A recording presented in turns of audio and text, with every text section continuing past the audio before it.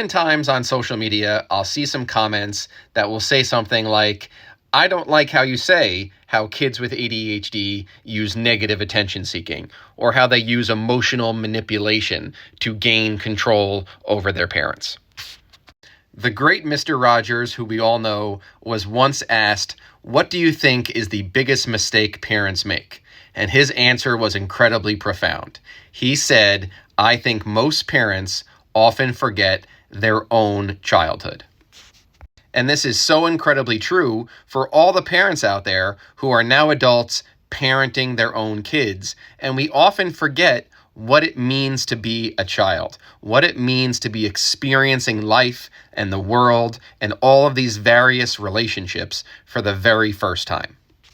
The first thing we have to remember is that saying that a child uses negative attention seeking and emotional manipulation techniques, this is not a character flaw. It doesn't mean that they are malicious or mean-hearted or mean-spirited in any way, shape, or form. I shouldn't have to repeat that disclaimer on every single video because we know this is true. All kids do this, even neurotypical kids, all kids. All of you listening to this video right now, if you remember your childhood, think about your relationship with your parents. There were absolutely times where you used negative attention seeking and emotional manipulation techniques. It doesn't mean you're a bad person.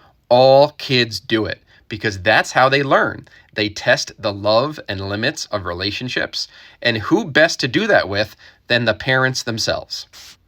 The only difference with ADHD and neurodiverse parenting is this is just going to happen much more often. And we have to remember with their neurodiverse brain, their brain is more conflict seeking. So they get highly stimulated by that negative attention. So when it becomes rewarding to the brain and they get a dopamine rush by their negative behaviors being fed into with more language, more words, more attention from the parent, they keep doing it simply because it works. They do it because it works, not because they have a bad character or are a bad person. And this is so great for parents of kids with ADHD to always remember. All kids do these things. All kids test the limits of relationships. This is exactly how they learn.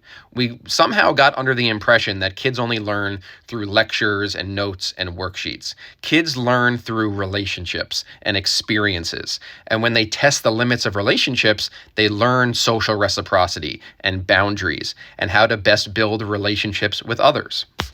So remind yourself of these facts to make sure you do not get so dysregulated around your child and you're not your best self.